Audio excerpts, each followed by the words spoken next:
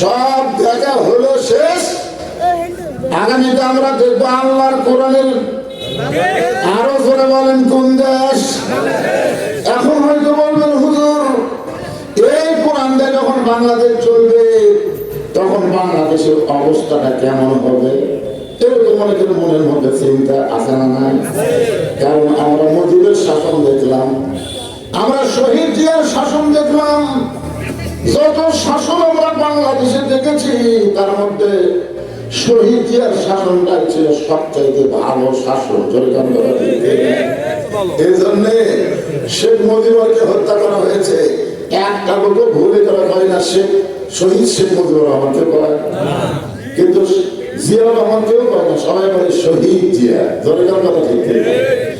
এরপরে আমরা দেখলাম এরশাদ চাচা, এরপরে দেখলাম শহীদ জিয়ার স্ত্রী, এরপরে দেখলাম আবার বাপের বেটি হাসিনা, তারপরে শহীদ জিয়ার স্ত্রী বর্তমানে অসুস্থ অবস্থায় ছেলের কাছে। জোরেকার কথা ঠিক কিনা? আমরা সবাই প্ল্যান করে দোয়া করবো আল্লাহ যেন তাকে পুরোপুরি সুস্থ করে আবার বাংলাদেশে নিয়ে আসে। বলে আমি এরপরে আমরা কি দেখলাম? ভোট ছাড়া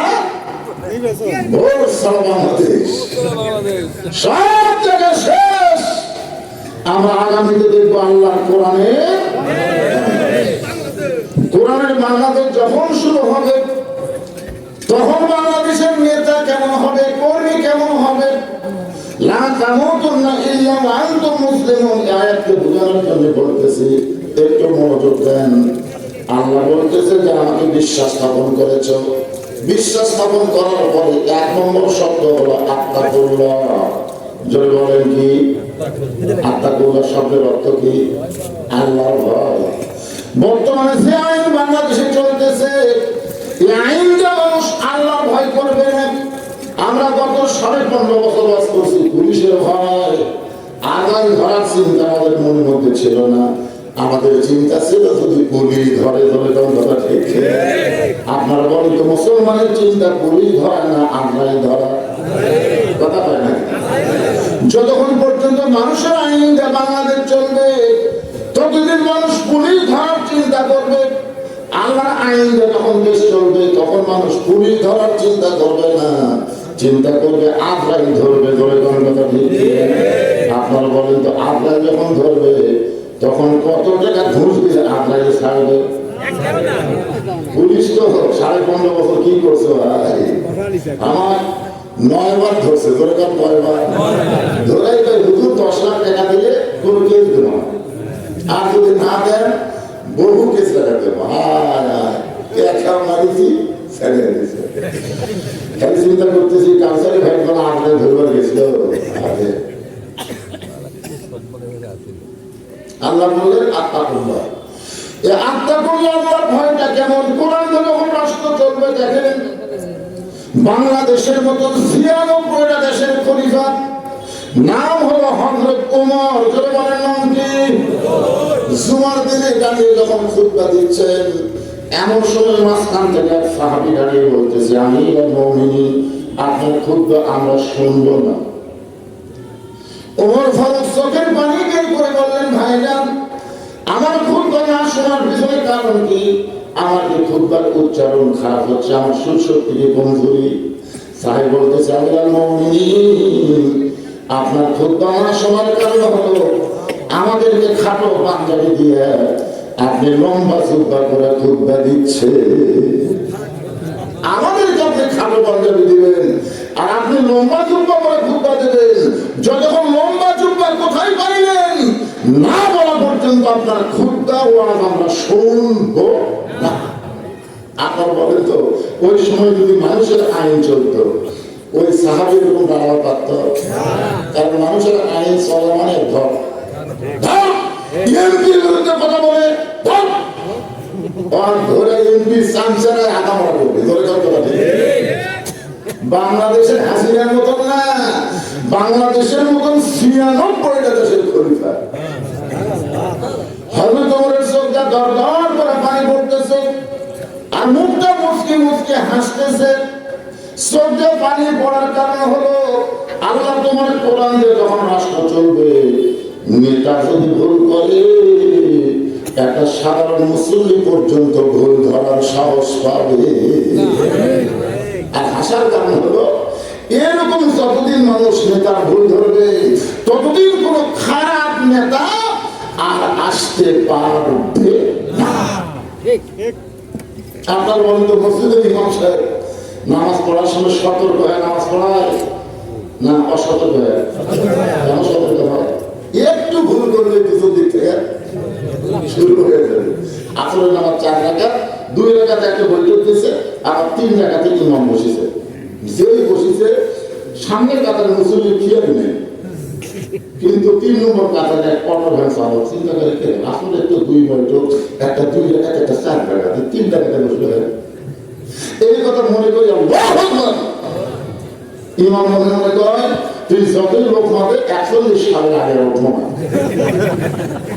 এই মনে করে যদি ইমাম শরীর আসার হয়ে বসেই থাকে, আপনারা বলেন তো মসজিদের মুসল্লি কার পক্ষে যাবে? নেতার পক্ষে না ভ্যানার পক্ষে? কেন যাবে? কারণ ভ্যানারা যেটা করছে সেটা হলো আল্লাহর আইন, আর ইমাম যেটা করতেছে সেটা হলো স্বৈরাচারী শয়তানের আইন। জোরে কোন কথা ঠিক? তুমি ইমাম লোকমা গ্রহণ করো, আমরা তোমাকে ইমাম রাখবো। লোকমা গ্রহণ না করলে তোমার বাদ দিয়ে নতুন একটা নেতা বানাবো। জোরে কোন কথা ঠিক? হযরত ওমরের চোখটা দরদর করে পানি পড়তেছে।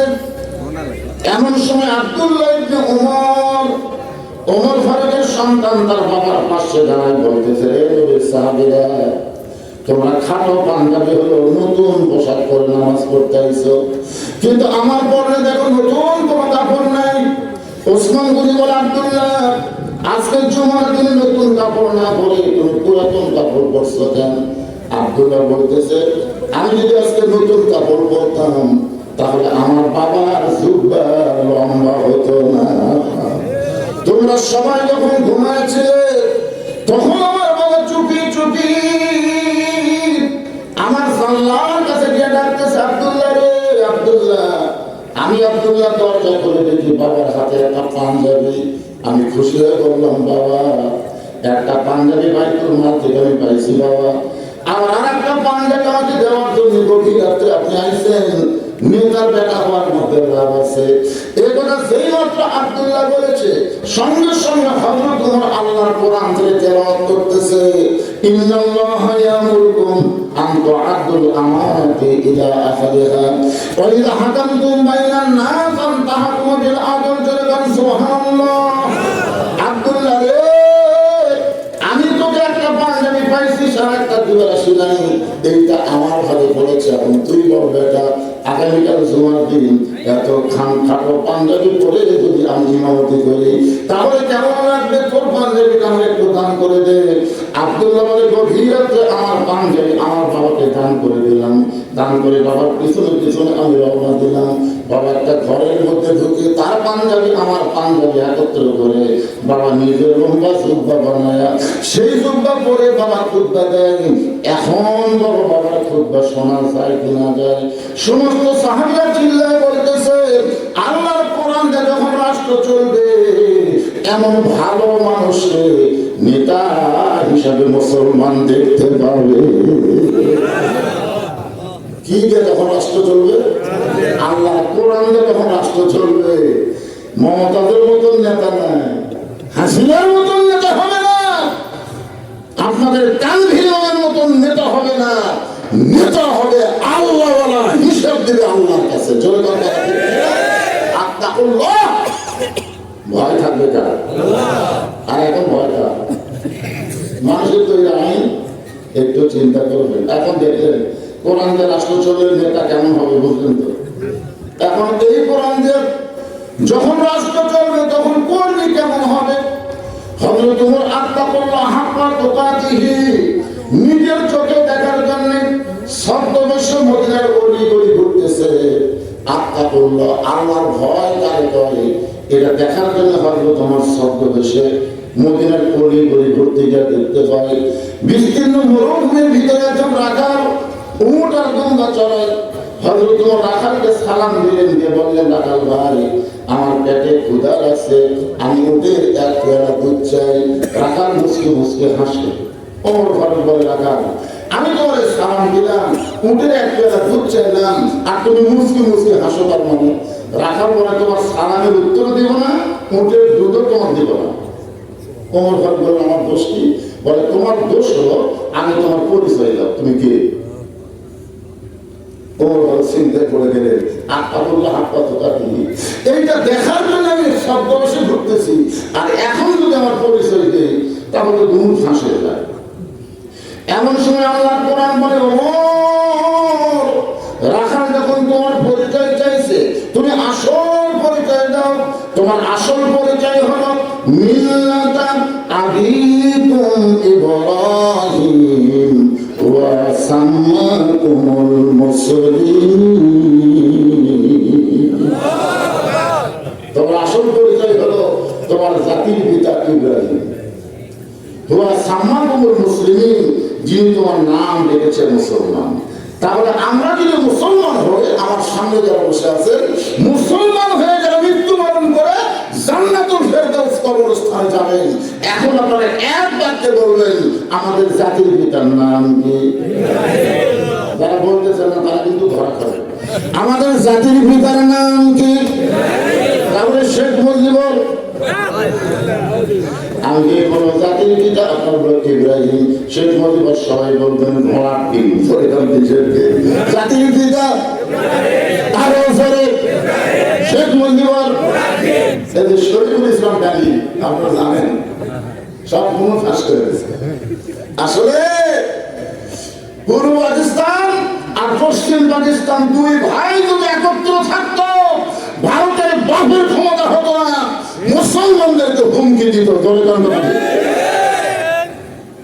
ভারতের ইন্দিরা গান্ধী চিন্তা করলো এই দুইটা, কারণ মুসলমানের মধ্যে মুনাফিক বেশি, হিন্দুর মধ্যে কোনো মুনাফিক নাই, খ্রিস্টানের মধ্যে মুনাফিক নাই, ইহুদির মধ্যে কোনো মুনাফিক নাই, মুনাফিকের আঘাত হয় মুসলমানের ভিতরে। তো ইন্দিরা গান্ধী হিন্দু চিন্তা করলো যে এই দুই দেশকে ভাই ভাই খাই খাই করা লাগবে, ভাগ করা লাগবে। দেখি বাংলাদেশের মধ্যে মুনাফিককে, তখন গোটা বাংলাদেশ খুলে ভাগ খাবে এই মুনাফিক দিয়ে। কি শুধু যুদ্ধের ডাকে পাকিস্তান গেল, আর বউ বেটি সব ভারত পাঠালো। স্বাধীনতার ঘোষণা করলেন শহীদ প্রেসিডেন্ট জিয়াউর রহমান। শহীদ প্রেসিডেন্ট সব গুলোর ফাঁস করেছে। তিনি নিজেই বলেছেন কোন মুসলমানের বাচ্চা হযরত ইব্রাহিম ছাড়া অন্য কাউকে জাতির পিতা বলতে পারে না। এখানে আল্লাহ ডাইরেক্ট বলতেছেন মিল্লাতা আবিকুম ইব্রাহিম হুয়া, তিনি সাম্মাকুমুল মুসলিমিন, তোমাদের নাম রেখেছে মুসলমান। আল্লাহ বলেছে লা তামুতুন্না ইল্লা ওয়া আনতুম মুসলিমুন, তোমরা মুসলমান না হয়ে মরো না। এই কথা যদি আল্লাহ বলে থাকে, তাহলে এখন আপনাদের বলতে হবে আমাদের জাতির পিতার নাম কি? আরো জোরে আমার ফারুক চোখের পানি বের করে বললেন, রাখাল আমার পরিচয় যখন শুনতে চাও, আমার পরিচয় হলো আমি একজন মুসলমান। রাখাল মুসকে মুসকে হাসিয়ার বলে আসল নাম মুসলমান তো মুসলমানই, কেন তারা আসল মুসলমান? রাখাল বলতেছে পথিক, আসল মুসলমান যারা হবে তারা চাওয়ার ব্যাপারে সতর্ক থাকবে। দরকার হলে আসল মুসলমান ফাঁসির মঞ্চে যাবে, কিন্তু রাষ্ট্রপতির কাছে বাঁচার দরখাস্ত লিখবে না। এরকম একটা মুসলমানের নাম হলো মীর কাসেম। উকিল এসে বলতেছে স্যার রাত 12টায় এখন ফাঁসি হবে। মীর কাসেম বলতেছে এখন কয়টা হবে? বলে এখন তো রাত 9:30 বাজতেছে। বলে এখন 2.5 ঘন্টা, এখন 2.5 ঘন্টা মুসকে মুসকে হাসতে যা বলতেছে, এখন 2.5 ঘন্টা তখন আসে ভাই, তখন আমি ঘন্টা 1.5 ঘন্টা ফাঁসি 8 ঘন্টা আগে আমার কাটবো। উকিল মানুষ না পারবে, যারা রাত 12টা ফাঁসি হবি তাই বলে 2 ঘন্টা ঘুম কাটবে। উকিল মনে করছে ফাঁসির কথা মনে করে আগ্রহ হয়ে গেছে। উকিল বাইরে চলে গেছে, 2 ঘন্টা পর ঘরের মধ্যে ঢুকে দেখে লাখ টাকা ঘুম কাটতেছে। হায় হায় গরিব দিদি টাকা দেখে 8 ঘন্টা পর ফাঁসি। পাঁচ ঘোড়ান করে লড়াইছে, লাভ করে বলতেছে ভাই 12টা হচ্ছে না স্যার, এখন 8 ঘন্টা আছে। বলে তাহলে আলহামদুলিল্লাহ এখনো সময় আছে। 8 ঘন্টার মধ্যে ওযু করে 2 রাকাত নামাজ পড়ে কোরআন 2টা সূরা তেলাওয়াত করে সুন্দর একটা পাঞ্জাবি ঢালতে বলে চলো যায়। উকিল চোখের পানি বের করে কান্দার পর আপনি কি মানুষ? যেভাবে আতর সুন্দর লাগে সুন্দর পাঞ্জাবি পরে আপনি রওনা দিচ্ছেন, মনে হয় আপনি শ্বশুর বাড়ি যাচ্ছেন। মীর কাসেম আলী মুফতি হাসের বলে ঘুমের ভিতরে যে আল্লাহ আমাকে দেখাইছে তোমাদের কাছে হবে ফাঁসি আর আমার জন্য হবে জান্নাতে যাওয়ার দরজা। ওয়ালা তাকুলু লিমান ইউকতালু ফি সাবিলিল্লাহি আমওয়াতুন বাল আহইয়া ওয়ালাকিন লা তাশউরুন। দরকার হলে ফাঁসির মঞ্চে যাবে, কিন্তু রাষ্ট্রপতির কাছে দরখাস্ত লিখবে তুমি যদি আসল মুসলমান হও, তুমি দুধ চাইছো তার কাছে, ওমর চলতে পানি করতেছে আল্লাহ আত্মা করলো আত্মা তো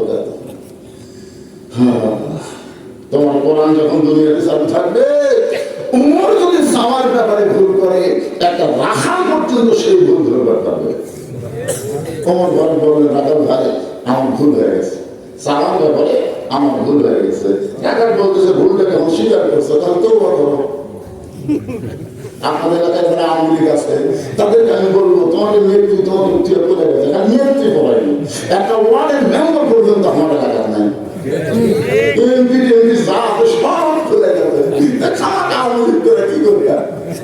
যারা তোমাকে উত্তীয় করে দেয় তোমরা তওবা করো, তওবা করে ফিরে আসো।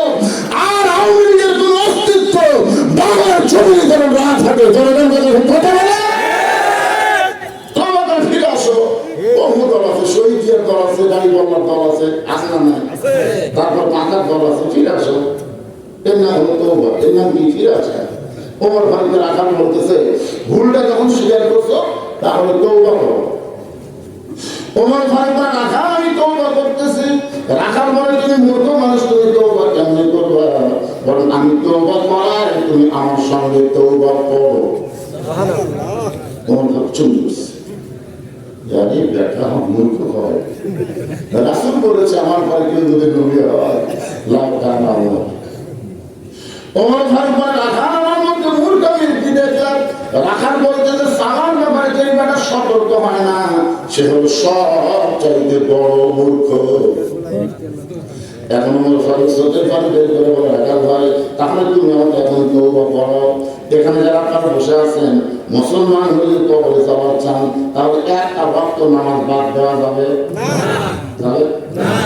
রাসূল বলেছেন 4টি হাদিস শুনে, লা সালাতা লা ঈমান। 2 নম্বর লা সালাতা লা ঈমান। 3 নম্বর হলো বাইনাল আবদি ওয়াল কুফরি তারকুস সালাত। আর 4 নম্বর হাদিস হলো মান তারাকা সালাত মুতাম্মিদান ফাকাদ কাফার। এখন যারা মাগরিব বেশি নামাজ পড়েননি না করে আবার শুনতেছেন, এরকম বিচার আছে না?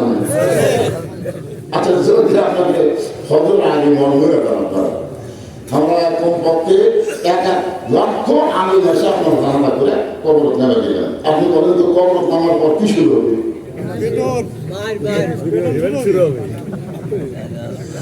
কারণ কোন বেয়ানাবাজি যখন কবরে যায় ও তখন মুসলমান হয়ে যায় না, আর কাফের অবস্থায় মৃত্যু হয়। তবে কথা ঠিক কি? এই জন্য আপনারা তওবা করেন, যা করছি ফজর থেকে 1 ওয়াক্ত নামাজ বাদ দিব না, এই নিয়তে যদি তওবা করেন আল্লাহ বলে যত নামাজ না পড়ার পাপ হয়েছে আমি আল্লাহ সব মাফ করে দিলাম। এই হিসাবে আমাদের সকলের তওবা করার দরকার আছে না নাই? যারা আমরা নামাজ পড়েছি তারা হয়তো বলবো আমরা তো পড়েছি, যেভাবে নামাজ পড়া দরকার সেভাবে পড়ে রাখছেন না। এমনি ইমাম সালাম ফিরানোর সাথে সাথে আমরা কি করি? কেন করি? আমরা তো ভালো কাজই করলাম,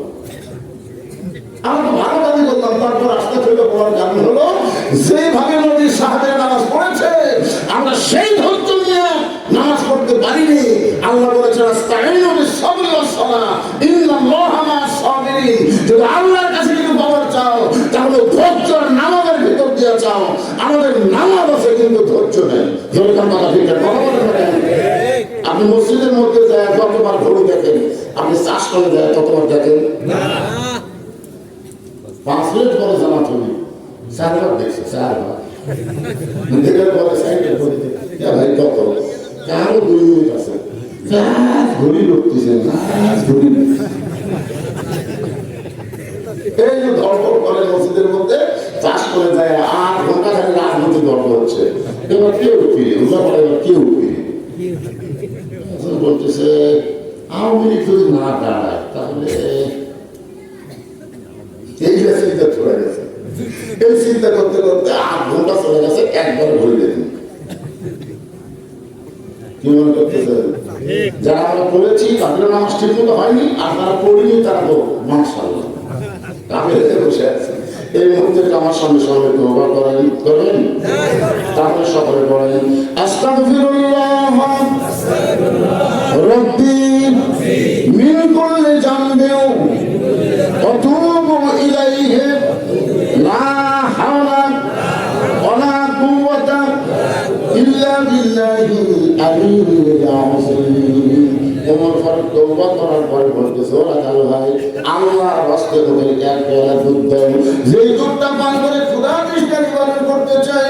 রাখাল মুচকি মুচকি হাসে। ওমর ফারুকের রাখাল আল্লাহর রাস্তে ওদের এক পেয়ালা দুধ চাইলাম, এরপরেও তুমি মুচকি মুচকি হাসো, কারণ কি? রাখাল বলে পথিক তওবা করার পরে তুমি আমার মুনাফিকি করলে, তুমি গরিবের বন্ধু কওনি, তুমি সমাজ সেবক কওনি, তোমার বাড়ি উল্টা পড়া থাকে না কেন? তুমি গরিবের বন্ধু সমাজ সেবক জনগণের ভোট দিলে, আর তুমি ঢাকা চলে গেলে, মাঝে মধ্যে তুমি উল্টা পড়া আসো। ভোটার একজন গরিব মানুষ তোমার কাছে বিপদে গেছে, তোমার সংসার অত্যাচারে তোমার কাছে ঢুকবে দেয়নি, পুরা মুনাফিক, পুরা মুনাফিক। এখনই তুমি তওবা করে মুনাফিকি করলে। ওমর ফারুক বলে রাখাল আমার মধ্যে মুনাফিকি কি দেখে? রাখাল বলতে বুঝি লিমা তাকুলু মা লা তাফালুন, তোমার মুখের সাথে মনের মিল নেই।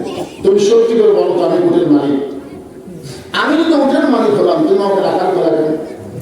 আর যখনই তুমি আমাকে রাখাল করেছো তখন তোমার ঈমান বলতেছে আমি উটের মালিক না। আর মালিক বলতে কেউ যদি রাখালের কাছে চায়, আল্লাহর রাস্তে চাইলেও রাখাল দিবার পারবে না। যার প্রমাণ আমি নিজে অস্ট্রেলিয়া দেশ থেকে নামছি, কিন্তু একজন 400-100 টাকা দিয়ে একটা হুজুর দোয়া করে। আমি কে বলো তুই বললাম কি দোয়া হয়? বলে হুজুর বই করে বাচ্চা হয়েছে, আল্লাহ উত্তর দেয়, যে কথা উত্তর দেয় তখন পকেট থেকে 200 টাকা গাড়ি খারাপ দিয়ে দেবে। বলে হুজুর তো কে কাছে আমি দোয়া, আমি বললাম পাগলা, আমি 3 মেয়ের বাপ, আমি 3 মেয়ের বাপ। প্রথম যখন একটা মেয়ে হলো, পরের বার ঘুরে ঘুরে বাচ্চা আসলে আমি দোয়া করলাম আল্লাহ একটা ছেলে দিবে, একই দোয়া করলাম কিন্তু আল্লাহ আবার একটা মেয়ে দিবে। আমার 2 জন মন খারাপ করে বাচ্চা দেওয়া বন্ধ করে দেবে। 14-15 বছর পরে আমার বাবা সামনে বলতে দিতে আমার 4টা ছেলের মধ্যে বড় ছেলে ছেলে মেয়ে আছে, তারপরে ছেলে ছেলে মেয়ে আছে, তারপরে ছেলে মেয়ে আছে, তোর দেখালে 2টা মেয়ে। আব্বা তুই আল্লাহ ছেলে না দেয় তো করার কি আছে? আব্বা তুই কি ভুলে আছো? আমার দেখতে পাবো, চেষ্টা করতে দেখি। তখন আমি চেষ্টা করার আগে 12 সালে আমার বাবা 2 জনকে এই মক্কা মদিনা নিয়ে গেলেন। যে যে জায়গায় দোয়া কবুল হয় প্রত্যেক জায়গায় বাপাকে বললাম আব্বা, এই জায়গায় মাকে বললাম মা, এই জায়গায় একটু দোয়া করেন আল্লাহ তাআলা আমাকে একটা ছেলে দেবে। আমার বাবা দোয়া করে যখন চলে আসতো 13 সালে আমি আমার চান্স নিলাম। 14 সালে আল্লাহ আমার একটা মেয়ে দেবে।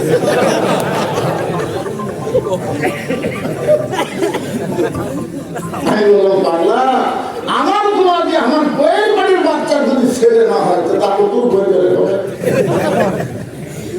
তখন বলে হুজুর তাহলে আপনার টাকা আপনি নেন, আমারটা আমার দেন। ওরে সে 100 টাকা দিয়ে মারতে দিল। আমি বললাম কোথায় যাবো? বলে কাউসারির কাছে যাবো, কাউসারির ছেলে আছে ওর কাছে নিয়ে দোয়া চাবো। আমি বললাম কোনো হুজুরের কাছে না, কোনো পীরের কাছে না, কোনো মাজারে না, কোনো বাবার কাছে না। বাবার যদি চাও তাহলে মালিকের কাছে চাও।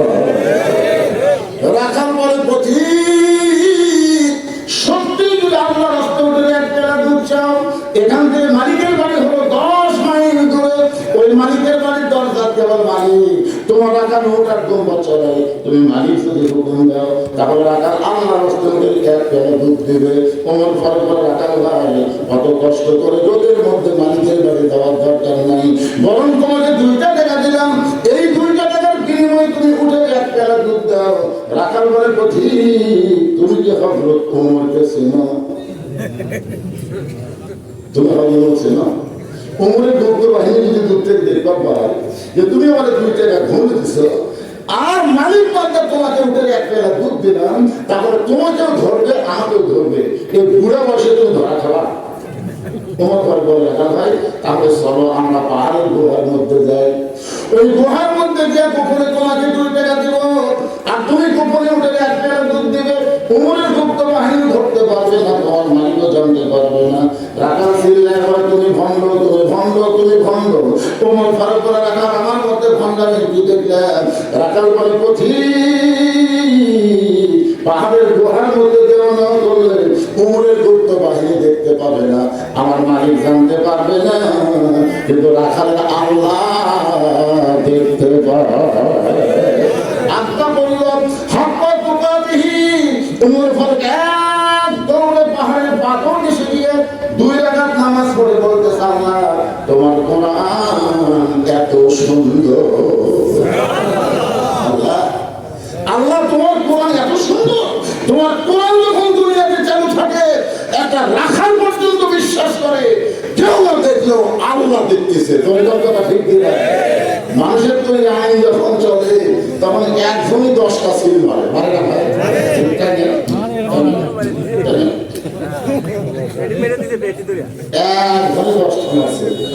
তুমি কান্দে ফেরেশতা বলতেছে আল্লাহ এই যে একাই 10টা সিল মারলো এর ভাগ হয় না। আল্লাহ বলতেছে তোমাকে কি মনে হয় আমরা বাংলাদেশের নিয়মের জানি এক বাপের বেলা একটা সিল মারবে, কিন্তু 10টা সিল মারলো এর ভাগ হয় না। আল্লাহ বলতেছে একের বেশি যারা ভোট দিচ্ছে তারা বৈধ সন্তান না, তারা অবৈধ সন্তান। তোমার 2 কান্দে 2 মোহরি আছে না? তোমার 2 কান্দে 2 মোহরি লিখিতেছেন ডায়েরি, দলিল দেখে রায় দিবে, টাকা পয়সা নাই কারবার, কিরামান কাতিবিনা ইয়ালামুনা মা তাফআলুন।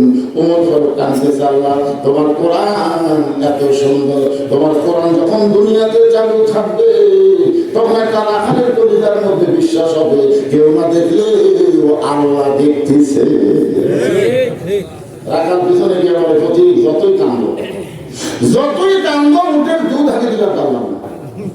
ওমর ফারুক বলে রাখাল ভাই উটের দুধের কোনো দরকার আমার নাই, আমি শুধু তোমার কাছে জানতে চাই তুমি না দেখা আল্লাহকে কলিজার মধ্যে জায়গা দিয়ে আল্লাহ কোরআনের আইন অনুযায়ী চলতেছো, এর বিনিময়ে তোমার চাহিদা 50 বছর কোরআনের হক তাফসীর করে জেলখানার মধ্যে 13 বছর বন্দী থেকে হাসপাতালে হুজুরকে হত্যা করা হলো। আপনার বলেন তো সাইদ হুজুরের চাহিদা কি? আগে কিন্তু এক সময় হাসিনা মন্ত্রিত্ব দিবস আছে আপনারা জানেন, মামুনুল হক বলেছে আমি সাইদ হুজুরের সাথে কয়েকদিন ছিলাম জেলখানায়, আমাকে বলেছে আমাকে এত দিবস চাইছে, আমি লেইনি বলে রাগ করে আমাকে গেলাম। কি মনে করতেছেন? ওমর ফারুক বলে রাখাল তোমার ভালো কোনো চাকরি নাই, ভালো কোনো বাড়ি নাই, ভালো কোনো খাওয়া নাই, এই রোদের মধ্যে উঠুন চড়ানোর পরে তুমি আল্লাহর কোরআন অনুযায়ী চলতেছো, এর বিনিময়ে তোমার চাহিদা কি? রাখাল চোখের পানি বের করে বলে পথিক আমার চাহিদা হলো রব্বানা, সকলে পড়েন রব্বানা আতিনা ফিদ দুনিয়া হাসানাতাও ওয়া ফিল আখিরাতি হাসানা ওয়া কিনা আযাবান্নার। কোরআনের তেলাওয়াত শুনলে আল্লাহু আকবার বলবে, আপনারা উল্লেখ করলো কোরআন নাকি? এই উল্লেখ করা হলো বাংলাদেশে ইসলাম দলের একটা শ্রেষ্ঠ নেতা দল খান সাহেবের নাম শুনছেন? বাপের বেটা দিয়ে একবার বুঝতে পারতেছেন না, আমরা বুঝি ভাই কি রত্ন আপনারা করছেন। সেই এলাকার লোক কোরআনের তেলাওয়াত শুনে আল্লাহ আকবার পায় না, আল্লাহ আকবার একটা দলই পায় না, এরা আওয়ামী লীগ ধরে কথা ঠিক বিএনপির আল্লাহ আকবার। এখানে একটা মহাসমাবেশে সালাউদ্দিন কাদের চৌধুরীর সন্তান হুম্মাম কাদের চৌধুরী বলেন কেন বিএনপির দিকে নাই বলেন হুম্মাম কাদের চৌধুরী বললো না যত বিএনপির কর্মী ছিল সবাই বলল আল্লাহু আকবার কিন্তু ভুল করে আওয়ামী লীগ কোনোদিন আল্লাহু আকবার করেনি শুনছেন কোনোদিন আপনারা কি আওয়ামী লীগ বসে আপনার নেই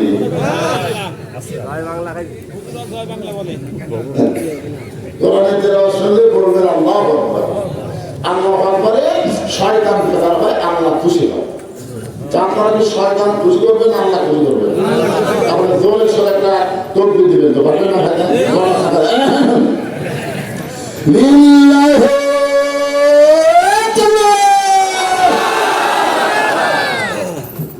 যারা মহাদেব করে তুলে দিচ্ছে তকবীর দিয়ে ঘুম ছেড়ে তারপরে কোরআনের মেসেজ দেওয়া হবে বুঝলেন না ওরা বসলই না বসলাম করে আর বসলো আরে আপনারা বসে দেখো বসলে 1 ঘন্টা যদি তুমি কোরআনকে মহব্বত করে বসতে পারো আল্লাহ তাআলা 60 বছর নফল ইবাদত করার সওয়াব তোমার আমলনামায় দিয়ে দিবে আবু বকর বসা শুনেছে আর আবু জেহেল দাঁড়িয়ে থেকে শুনেছে তোর কথা ঠিক বসা শোনার মানে কি সামিয়ে না কথা না আর জানা থেকে আবু জেহেল শুনছে পরে দিতে পারে কোরআনের বিরুদ্ধে নাই বসে আপনার কি আবু জেহেলের গ্রুপ হবে না বসেন আবু বকরের মতো বসেন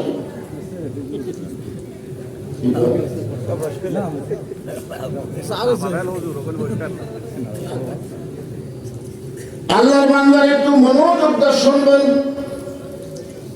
ওমর ফারুক রাখালকে বলতেছে ভাইজান তুমি যে কোরআনের আয়াত বললে আমি তো আয়াত বুঝবার পারলাম না আসলে বলেন তোমার ফারুককে বুঝবার পারছে কি পারে নাই তারপরে মূর্খ হয়ে বলতে ভাইজান আমি মূর্খ মানুষ তোমার আয়াত বুঝলাম না রাখাল বলতেছে এই আয়াতের মধ্যে আমি 2টা চাহিদার কথা বলছি 1 নম্বর চাহিদা হলো রব্বানা আতিনা ফিদ দুনিয়া হাসানা একটা চাহিদা হলো দুনিয়ার সৌন্দর্য আর একটা চাহিদা হলো ফিল আখিরাতে হাসানা আখিরাতের সৌন্দর্য ওমর ফারুক বলে ভাইজান তাহলে তুমি আমাকে বুঝিয়ে দাও রাখাল বলে আমার দুনিয়ার চাহিদা হলো মহান ওমর ফারুক ওমরকে আমি এক নজরে দেখতে চাই যে ওর আল্লাহর কোরআনের রাস্তা চালানোর কারণে আমার মতন রাখাল না দেখে আল্লাহকে পরিবার মধ্যে জায়গা দিবার পারছি সেই হযরত ওমরকে যদি একবার দেখতে পাইতাম আমার জীবনের চাহিদা দুনিয়ার আল্লাহ পুরা করতো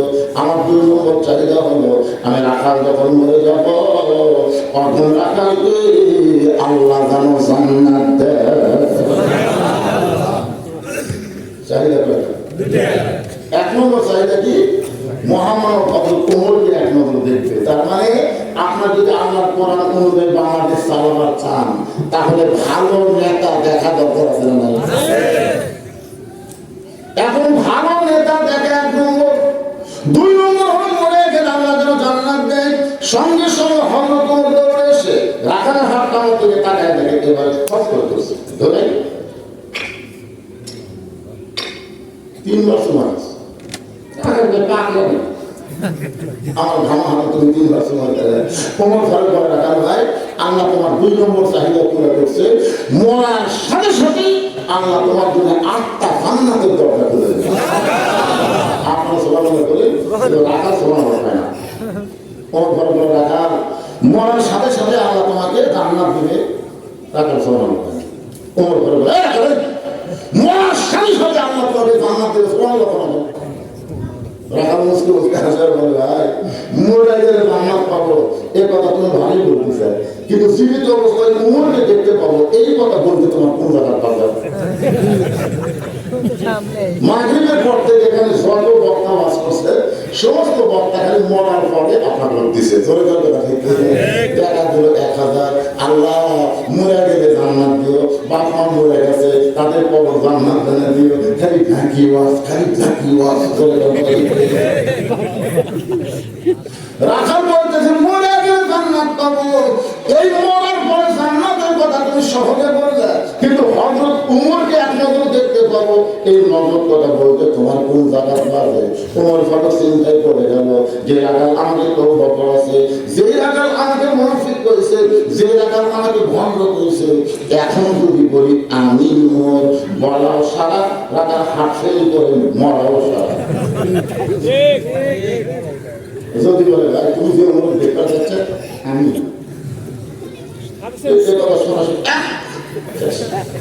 কারণ তিনটা অকাম করছে। 1 নম্বর কি তওবা করেছে, 2 নম্বর কি করেছে, 2 নম্বর মুনাফিক করেছে, 3 নম্বর ভণ্ড করেছে।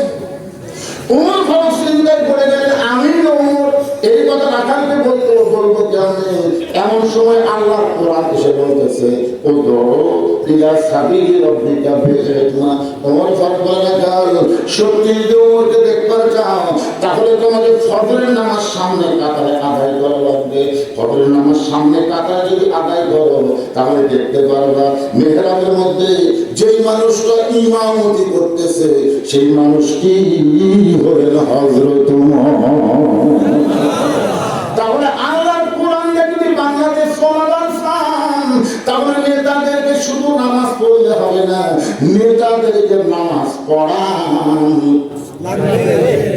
আপনার এলাকার যত নেতা সামনে চলে দাঁড়াবে, নামাজ পড়াবার কাজই করে না।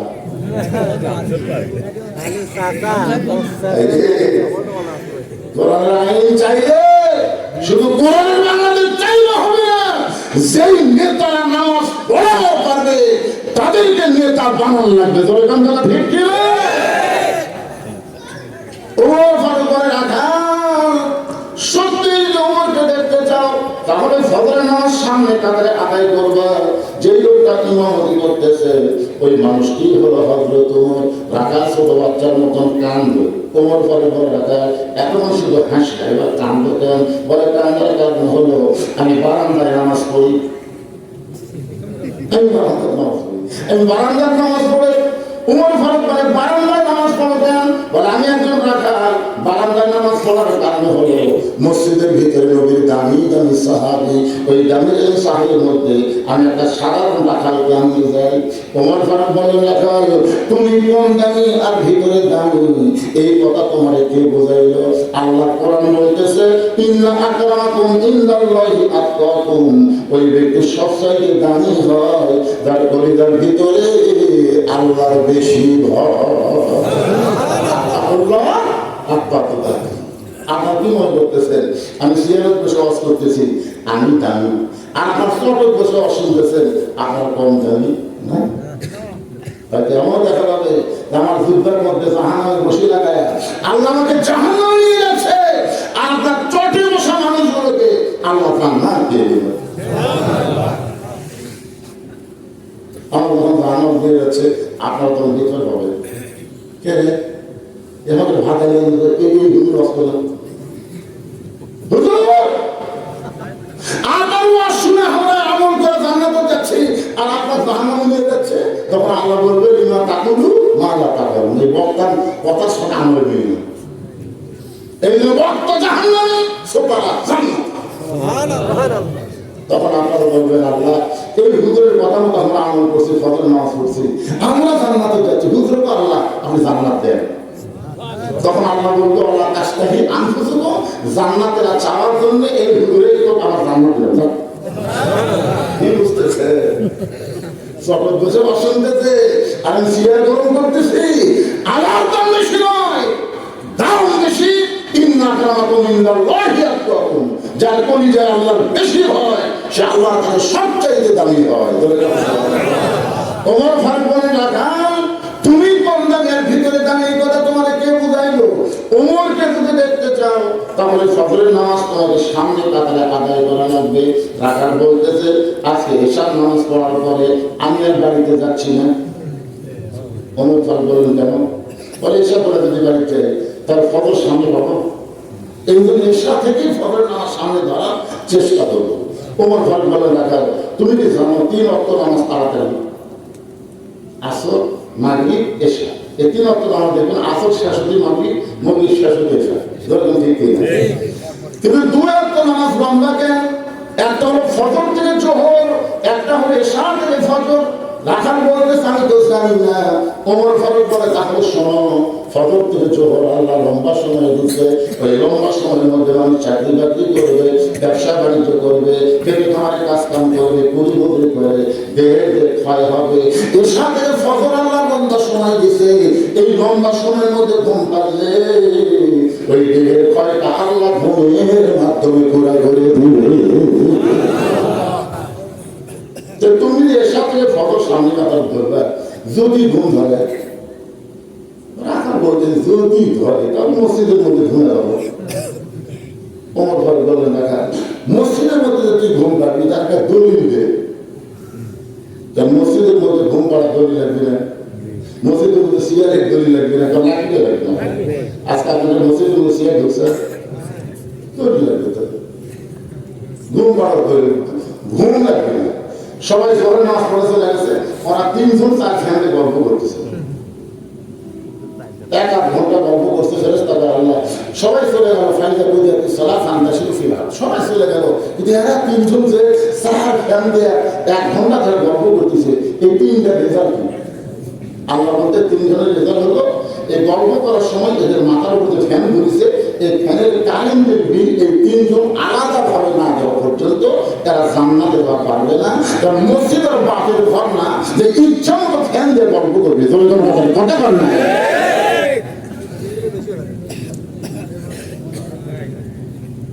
একটু মনোযোগ দিয়ে শুনবেন। ওমর ফারুক বলে রাখার আযানের গুরুত্ব দিও। 5 ওয়াক্ত নামাজের মধ্যে সবচাইতে গুরুত্বপূর্ণ আযান হলো ফজরের আযান। এই যুবকেরা তোমরা সুবহানাল্লাহ বলবেন। একটা যুবক ফরমান করে আপনাদের মসজিদের মুয়াজ্জিন সাহেব আছে না? কোথায় আছে? আপনি যুবক আছে? কারণ আজানের আগে ওরা 3:30 হয়, যে ফজর আজান শুরু হলো 2:30। আজান শুরু মিলা থেকে ল্যাব দিচ্ছে মাথার উপর, এখন ল্যাব মাথার উপরে কমাতে পারলো মাল খায় বুকে জানলাকে তাকায় দেখবেন মনে সামনের বস্তা খাই কিন্তু আগাম নাই মাথাও নাই, এই গেল কোথায়? আপনি আস্তে আস্তে বিলের যেমন ইন্দুর ধরে চুপ চুপ চলে গেলে ল্যাব খালি আলাদা করে দেখেন, ল্যাবের তলে সাইজ আর সকালবেলা সাইড থেকে কুত্তার সাইজ একই সাইজ।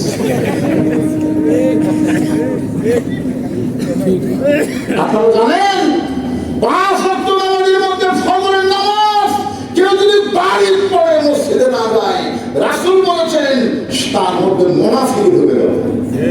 ফজরের নামাজ বাড়ির পড়ায় চলবে না, জামাতে পড়া লাগবে, দরকার কোথায় পড়া লাগবে।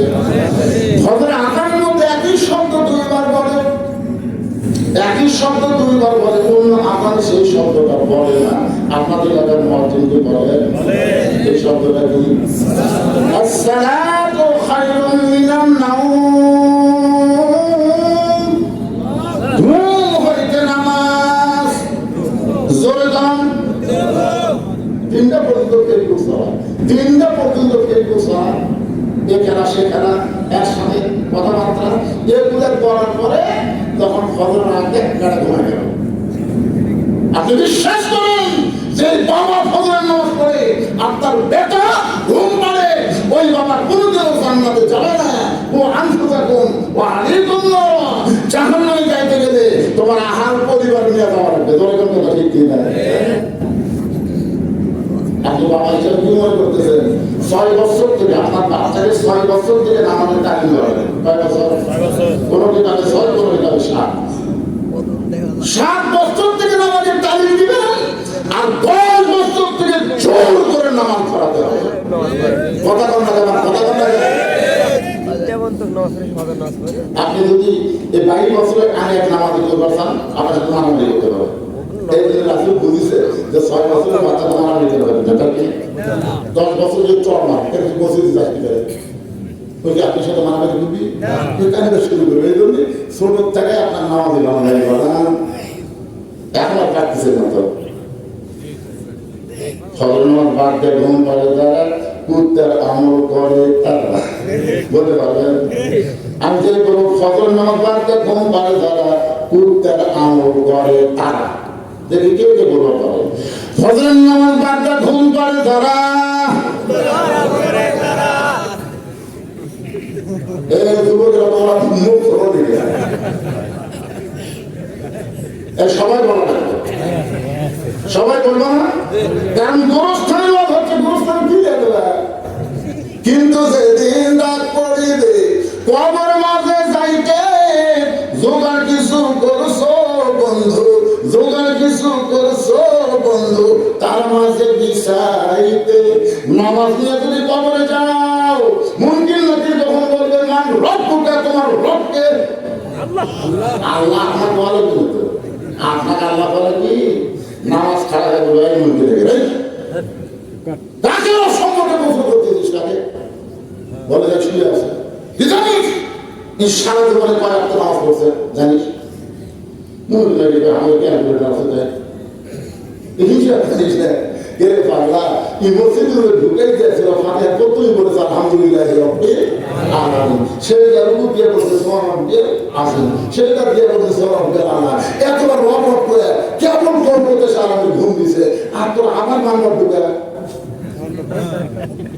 তখন মুনকির নাকির কয় আল্লাহ তোমার বান্দাকে মানবতা প্রশ্ন করার পরে নামাজ যে খেপা খেপছে, আমরা কি করবো?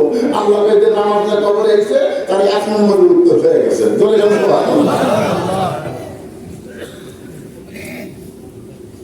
যুবক, বুড়ো বয়সে কাম করবে না বাবা, কারণ সরকারি চাকরি একটা বয়স আছে, ঠিক ঠিক আছে। নামাজ হচ্ছে সরকারি চাকরির মতো। যৌবন যদি সরকারি চাকরি দিয়ে দেন, বুড়া বয়সে সরকার দেখতে কানে পাওয়ার খারাপ হয়ে গেছে, চোখের পাওয়ার খারাপ, ঠিক মতো হাঁটি মতো চলে না, তো পেনশন দিল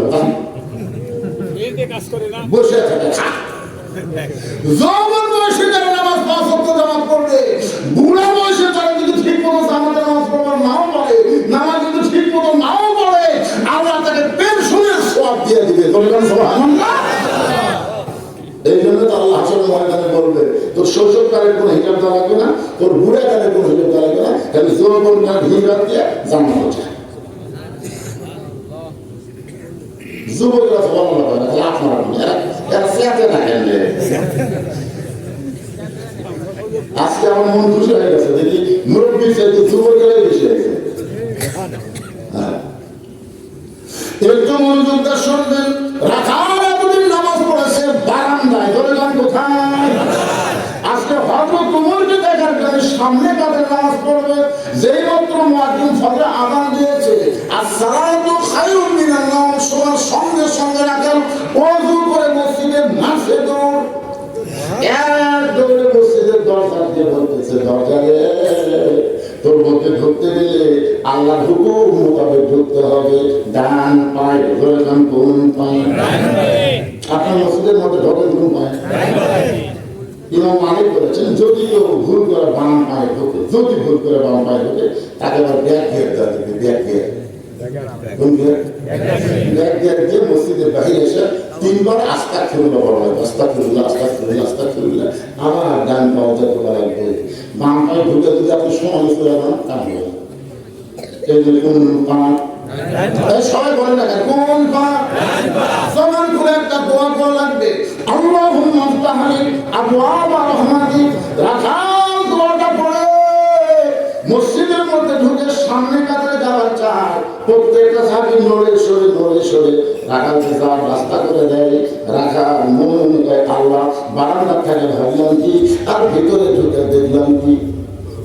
বারান্দা থেকে মনে করেছিলাম ভিতরে দামি দামি সাহাবী, কিন্তু আজকে ভিতরে ঢুকে দেখতেছি আমিও যা এরাও তাই।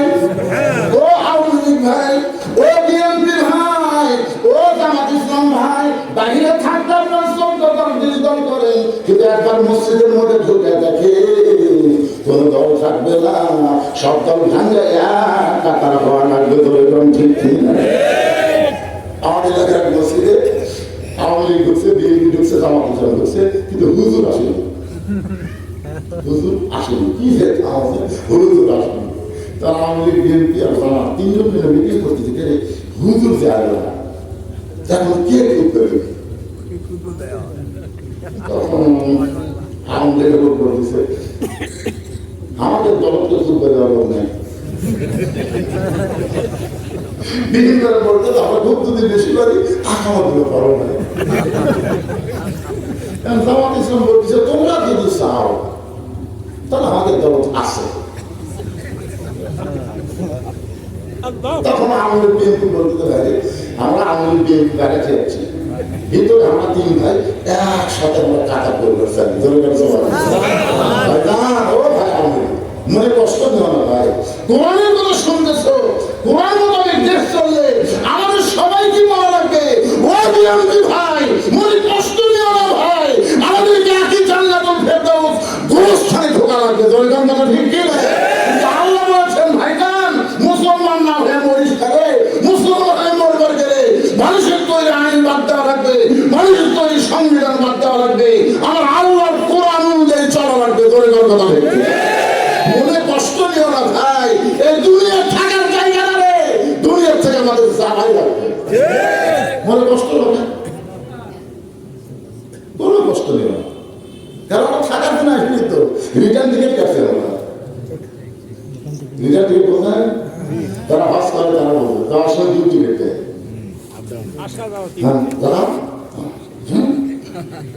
তাহলে কি কোন বনের পাখি তুমি আইলারে কোন বনে, আমার কোন বনেতে যাইতে হবে পড়ছে নাকি মনে। মনে করতেছে কোথায় যাবো? যার বাড়ি যত সুন্দর তার মৃত্যু আলাপ তত বেশি। ইমাম গার্জেন বলেছে আপনি আসার পর আগে নিজের বাড়িতে গাড়ি দেখ তোর এই ঘর কিভাবে সারাছিস, তোর তো সব তিনি বাকি তোর কম মনে আসবে দাঁড়াবে। এরা দেখানোর পর বলতে দেখ কি কি জানিস বাকি বাকি কিছু নেই, ওই মাটির মধ্যে থাকা লাগবে।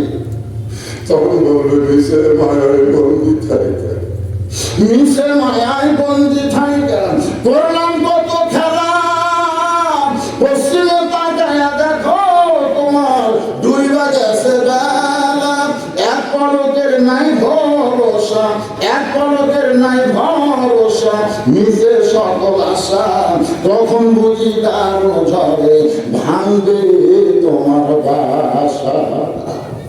মন খারাপ করতেছেন?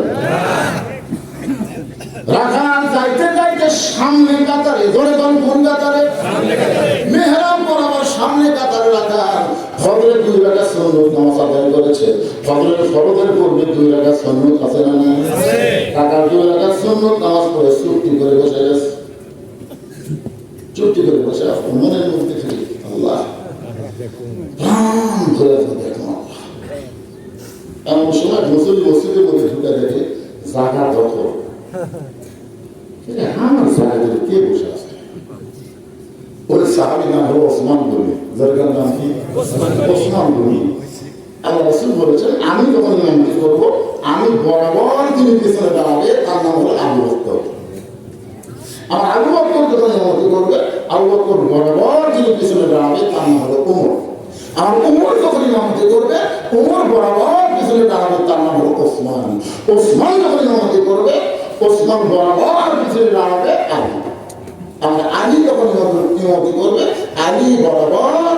এই বরাবর কথা বলার পর রাসূলের নাম হয়। সাহাবারা জিজ্ঞেস করেন তারা হযরত আলী যখন ইমামতি করবে, আলী বরাবর পিছনে কে দাঁড়াবে?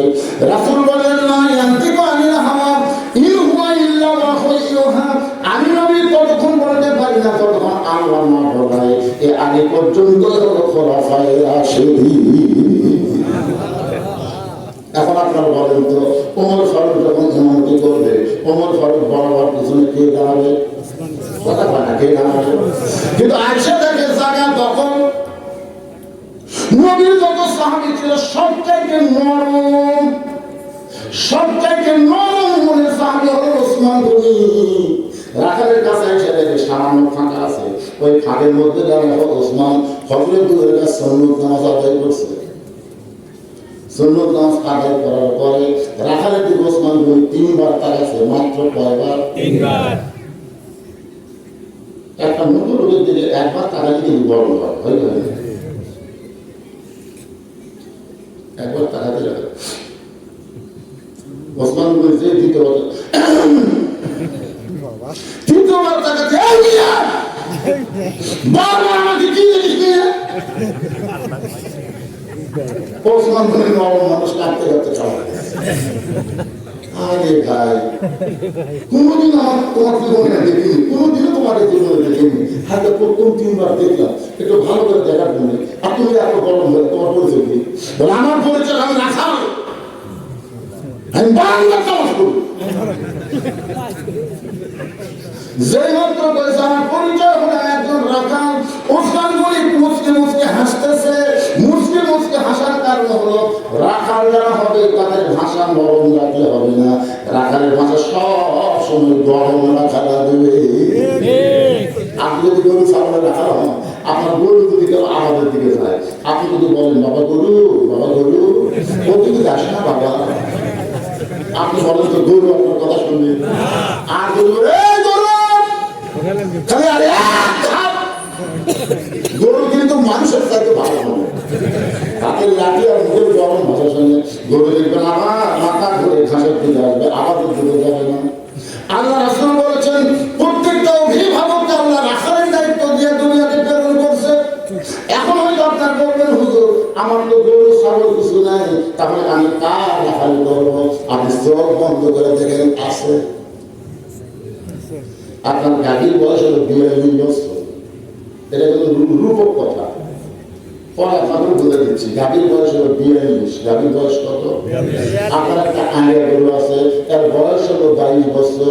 আপনার একটা বকনা আছে, এই বকনার বয়স হলো 17 বছর। গাভী হলো আপনার বউ, আড়িয়া হলো আপনার বেটা, বকনা হলো আপনার মেয়ে।